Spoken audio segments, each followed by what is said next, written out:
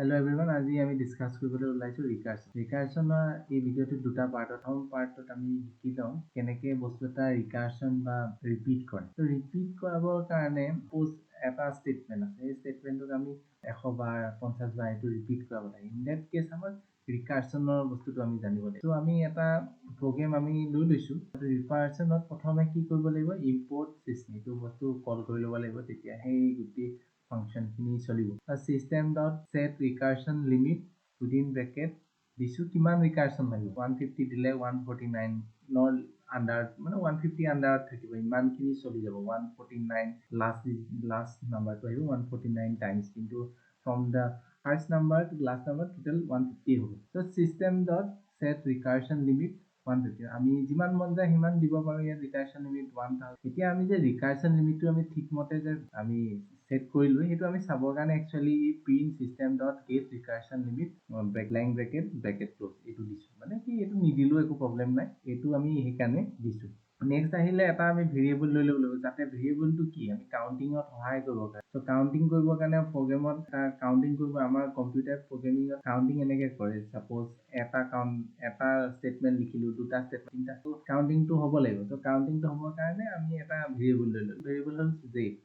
Suppose ভেৰিয়েবলটো start হৈছে 0 পৰা, আমি ধৰি লৈছো 0 পৰা কাউন্টিং খিনি আৰম্ভ হ'ব। তো সেইকাৰণে আমি 0 পৰা লৈ লৈছো। এতিয়া আমি এটা ডিফাইন ফাংচন লৈ লম, এটা ডিফাইন ফাংচন লৈ লৈ ডিফাইন উইচ আমি কৈছো সাপোজ গুড মৰ্নিং, এই উইচটো আমি 115 টাইমছৰ তলত আমি প্ৰিন্ট কৰাব লাগে। সো তাৰ কাৰণে কি কৰিলো গ্লোবেল জে। এতিয়া যদি জেটো আমাৰ এটা ভেৰিয়েবল যেটো লৈছো আউটসাইডত আছে, এই ডিফাইন ফাংচনৰ আউটসাইডত আছে। এতিয়া যদি এই জেটো আমি কাউন্টিংটো ইয়াত ইউজ কৰিব লাগিব, আৰু এই জেটো আমি বেলেগ বেলেগ জেগাতো ইউজ কৰি দীঘল এটা লম্বা প্ৰগ্ৰেম হয় য'ত নেকি তাৰে সেম এটা ভেৰিয়েবল আমি ইউজ কৰিব পাৰো, যাতে আমাৰ বস্তুটো হেফেজাৰ্ড হৈ নাযায়, ধেৰ ভেৰিয়েবল লৈ যায় কনফিউজিং হৈ নাযায়। তো আমি একেটা ভেৰিয়েবলকে আমি ইউজ কৰি থাকিব। তো তেতিয়া আমি কি ডিফাইন ফাংচনৰ ভিতৰত গ্লোবেল জে লিখিলো, আদাৰৱাইজ আমি বেলেগ এটা ভেৰিয়েবল কনসিডাৰ কৰিব লাগিব, তেতিয়াও চলিব। তো j+1 এইটোৱে মানে আমাৰ কম্পিউটাৰটো কাউন্টিং কৰিব দিয়ে। নম্বৰ কাউন্টিং হৈ গ'ল, 2 নম্বৰ কাউন্টিং হৈ গ'ল, ব্ৰেইনত সি তেনেকে কাউন্টিং কৰি থাকিব। তাৰ পিছত প্ৰিন্ট গুড মৰ্নিং, এইটো প্ৰিন্ট গুড মৰ্নিং আহিব, আৰু এই জেটো আমি কাষত দি দিছো। জেটোৱে মানে আমাৰ এটলিষ্ট আমাৰ কাউন্টিংটো দেখুৱাই থাকিব 1 2 3, আমাৰ যিমান বাৰ প্ৰিন্ট হ'ব গুড মৰ্নিং, তাতে আমাৰ যে 150 টাইমছ হৈছে, লেছ দেন 150 টাইম হৈছে, সেইটো আমাৰ গোটেই ক্যালকুলেশনটো দেখুৱাই থাকিব। তাৰপিছত এইটো হ'ল ৰিকাৰছিভ মানে ৰিপিট কৰাব লাগিব। সো ৰিপিটত মানে কি নিজৰ ফাংচনটোকে আকৌ কি ৰিকল কৰিব। তো সেইকাৰণে উইচ এটা আমি দি দিছো, যাতে এইটোকে এইটো মানে আকৌ ৰিকল কৰি দিছে। সো এট দা এন্ড আমি যদি উইচ ব্ল্যাঙ্ক ফাংচনটো লিখো, তেতিয়াহ'লে এই প্ৰগ্ৰামটো চলিব লাগিব। আমি চাওঁ কেনেকৈ চলে। তাৰ কাৰণে আমি শিফট F10 দবাব লাগিব, বা আমি প্ৰগ্ৰামত যদি আছে ৰানত গৈ এনেকে ৰান মেইন, এই যিটো ফাইল আছে এই ফাইলটোৰ নাম হ'ল মেইন। তো সেইটো ৰান মেইন কৰিব, বা আমি শিফট F10 দবালেও হ'ব, ডিপেন্ডিং অন দা কম্পিউটাৰ কিবোৰ্ডত আমি দবাম শিফট F10। ৰান মেইনেই কৰিছো মই, ইয়াতে দেখা গৈছে ৰান হৈ গ'ল। ৰান হোৱাৰ পিছত এইখিনি গুড মৰ্নিং এইখিনি হৈছে 149। কিন্তু আৰম্ভ হৈছিলে কিমানৰ পৰা, 1ৰ পৰা, মানে 1ৰ পৰা কাৰণে 0 যদি আমি সেট কৰো 0 j = 0, তেতিয়াহ'লে 1ৰ পৰা দেখো। আমি j = যদি 1 দি দিও কি হয় আমি চাওঁ, কি দেখুৱাই।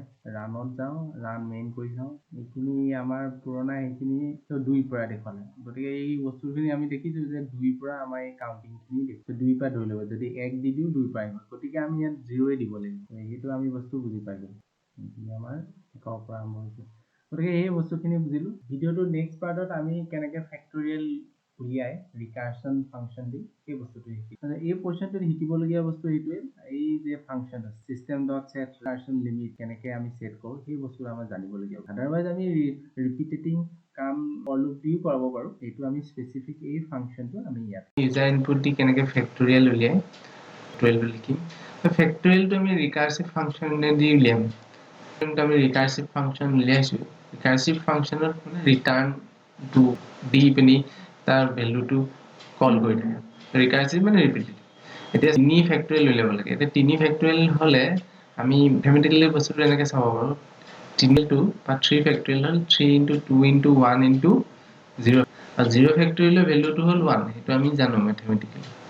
এটাকে ষ্টাৰ্ট কৰিব পাৰোঁ ইউজাৰ ইনপুটটো দিছোঁ যেটোত আমাৰ সাপোজ আমি 5 ফেক্টৰিয়েল লাগে 5 ফেক্টৰিয়েল লাগে দেন 5 ৰ ভ্যালুটো দি দিওঁ 120 আৰু ফাংচন ডিফাইন ফাংচনৰ প্ৰথমে ফেক্টৰিয়েল বুলি এটা ফাংচন আমি ডিফাইন কৰি দিছোঁ factorial n if n is equal to 0 n is equal to 0 ইয়াতে আমি দেখিছোঁ যে ফেক্টৰিয়েলটোত এটা পজিশনত গৈ 0 ফেক্টৰিয়েল হ'বই 0 ফেক্টৰিয়েল so 0 ফেক্টৰিয়েলৰ ভ্যালুটো কিমান হ'ব 1 হ'ব কেনে দিছে ৰিটাৰ্ণ 1 যদি if মানে এই ফেক্টৰিয়েল খিনি চলি থাকিব যদি n is equal to 0 হয় তেতিয়ালে ৰিটাৰ্ণ 1 দিব মানে ফেক্টৰিয়েলটোৰ ভ্যালুটো 1 দিব otherwise return n into n minus 1 এইটো ফাংচন আমাৰ দিয়া আছে যদি 0 নহয় তেতিয়ালে এই কিটা ফাংচন আমাৰ ৰিটাৰ্ণ কে মাল্টিপ্লাই কৰি থাকিব সো সেই কাৰণে n into factorial n minus 1 দি থাকিব আলটিমেটলি